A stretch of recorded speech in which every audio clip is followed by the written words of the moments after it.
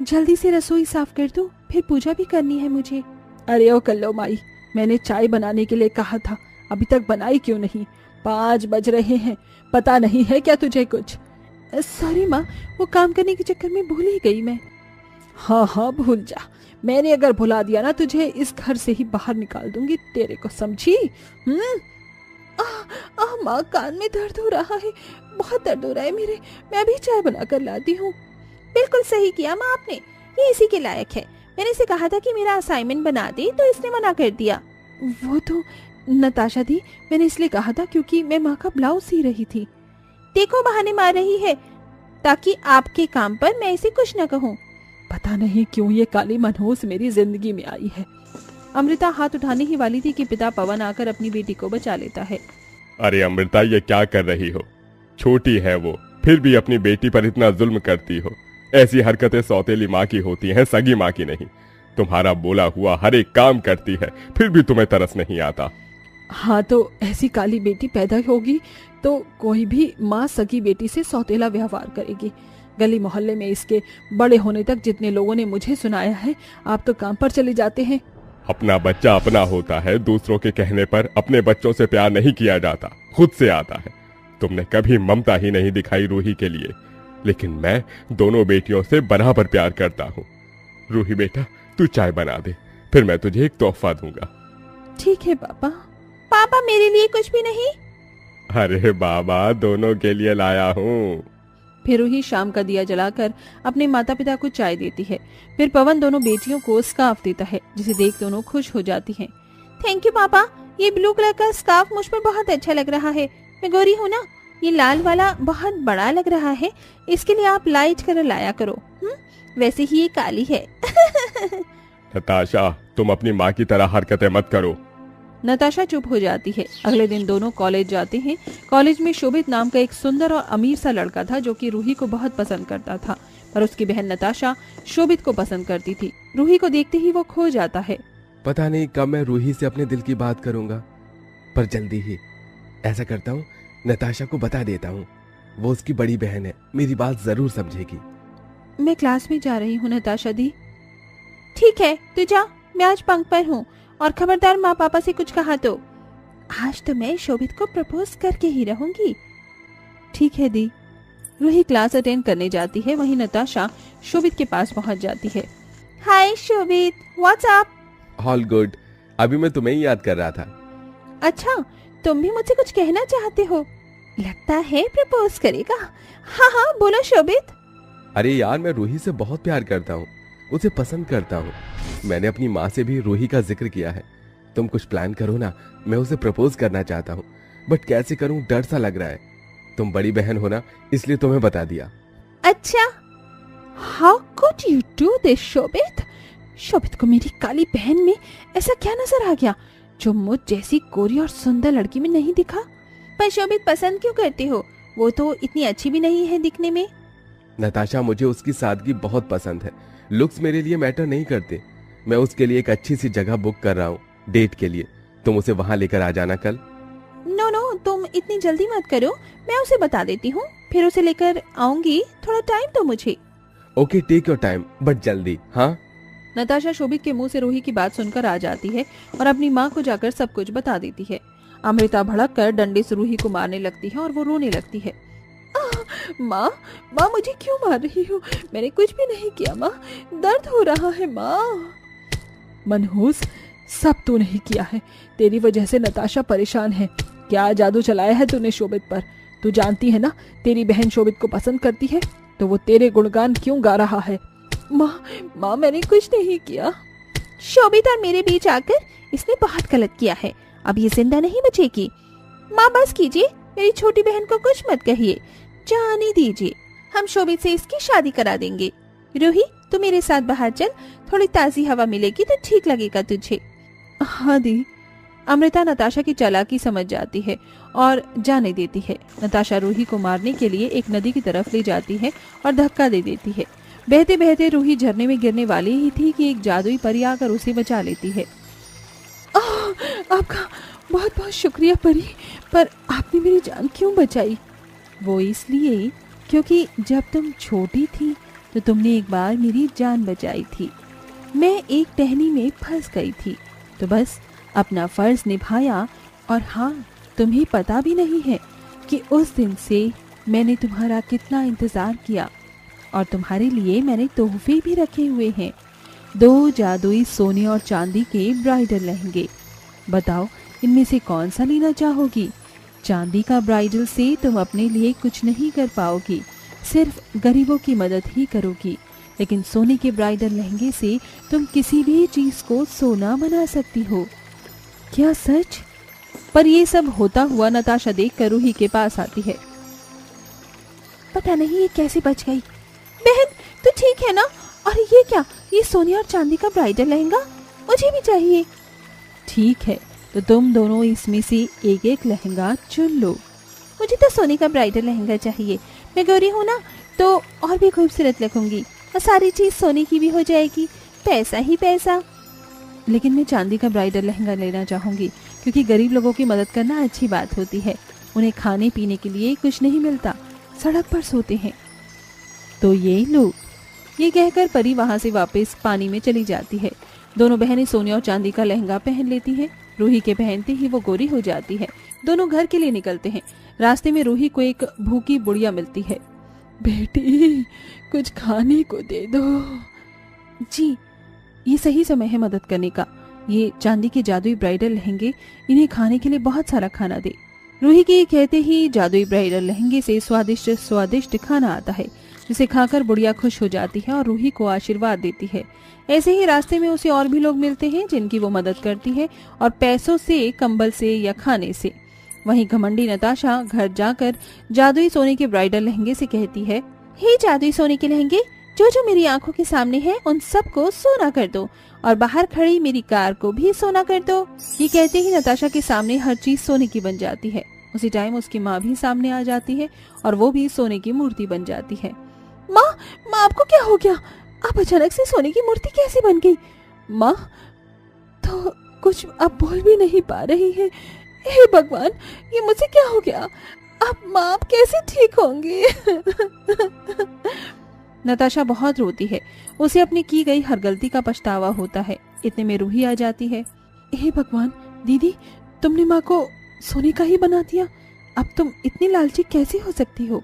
नहीं नहीं, मैंने माँ को सोने की मूर्ति नहीं बनाया है। गलती से माँ सामने आ गई। ये सब मेरी हरकतों की वजह से हो रहा है। भगवान जी, उन्होंने मुझे पनिश किया है। मुझे माफ कर दो रूही। मैंने तुम्हें कितने ताने दिए। काला, भूला और शोभित तुमसे प्यार करता है। तुम दोनों को अलग अलग करना चाहा, तुझे मारना चाहा। मैं अपनी हर गलती की माफी मांगती हूँ। बस तुम माँ को ठीक कर दे। सोने के जादुई लहंगे से कहा था, लेकिन उसने किया नहीं। मैं कोशिश करती हूँ। हे जादुई चांदी के ब्राइडल लहंगे, आपको पहले जैसा वापस कर दो। तभी अमृता जादू से वापस इंसान बन जाती है और वो भी माफी मांग कर कहती है, मेरी बच्ची तो गोरी हो गई। मुझे अपनी गलती का पछतावा है। मैं तेरी शादी शोभित से जरूर कराऊंगी। जी माँ। ऐसा कहकर अमृता रूही को गले से लगा लेती है। फिर क्या, दोनों बहनें प्यार से रहती हैं और कुछ ही दिनों में अमृता रूही की शादी धूमधाम से शोभित के साथ करा देती है। फिर वो खुशी खुशी रहने लगते हैं। दोस्तों, मेरी बहन तो सुधर गई, लेकिन आप ऐसी गलती कभी मत करना। हमें कभी अहंकार में आकर किसी का मन नहीं दुखाना चाहिए। गोरी काली बहू ने दिया सास को स्वेटर। अरे बाप रे, ये दोनों बहू कहाँ हैं? आंधी चलने की वजह से सारा कचरा घर के आगे इकट्ठा हो गया है। ये भी नहीं कि हटा दे, मुझे ही करना होगा। अरे मोरी मैया, मेरे घुटनों में दर्द हो रहा है। मीनाक्षी झाड़ू लगा रही थी कि ओले की बारिश होने लगती है, जिससे मीनाक्षी को छोटी छोटी बर्फ सर पर बहुत तेज की लगती है। अरे मर गई, लग गई, मेरा सर पर फूट गया, मेरी डांट। अरे मालती बहू, संजना बहू, कहाँ रह गई तुम? कितनी ठंड बढ़ गई है। मीनाक्षी सिर पकड़कर घर के अंदर आती है और दोनों बहू कहती हैं, अरे माँ जी, क्या हो गया? आपको कहीं गिर गई क्या आप? हाँ माँ जी, आप कैसे गई बाहर? बारिश हो रही है क्या? बैठ जाइए आप तो कांप भी रही हैं। अरे राम, दिसंबर का महीना चल रहा है। मैं तो सफाई करने गई थी, पर बाहर ओले की बारिश हो गई, सर पर लग गई मुझे, इतनी तेज से पड़े। मालती बहू हीटर जला दे।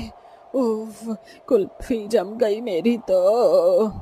मालती सास के सामने हीटर चालू कर देती है जिससे उसे गर्म आहट मिलती है और छोटी बहू तौलिए से सास का सिर सुखाती है। मेरे बाल में दर्द हो रहा है। क्या कर रही है काली कलौटी बैंगन लूटी? सॉरी सॉरी माँ जी, आराम से कर रही थी मैं तो। कभी तुझे कोई काम ठीक से हो सकता है? कर लो कहीं की। जा मेरे लिए अदरक की चाय लेकर आ, ठंड बैठ गई मुझे। माँ जी कहो तो मैं अपने हाथ की अदरक की चाय बना दूं? आपको मेरे हाथ की ज्यादा पसंद है ना? हाँ मेरी गोरी सी लाडो रानी बहू, पर तू कष्ट मत कर। ये कलूटी है ना, इसे चाय बनाने दे। तू मुझे दूसरा स्वेटर दे दे। जी माँ जी। तभी संजना चाय बनाने चली जाती है और मालती सास का स्वेटर निकाल कर ले आती है, जिसे पहनते वक्त मीनाक्षी को बड़े बड़े 2-3 छेद दिखाई देते हैं। ये क्या, ये स्वेटर तो फट रहा है। मेरे पास जो स्वेटर थे वो मैंने कल ही फेंक दिए। माँ जी मैं आपको अपना स्वेटर दे देती हूँ, या हम नया स्वेटर लेने चलते हैं कल? नहीं बहू, मुझे बाहर के स्वेटर पसंद नहीं है, वो मुझे काटते हैं। क्या फायदा जब पहन नहीं पाऊंगी। मुझे हाथ के बने हुए ही स्वेटर अच्छे लगते हैं।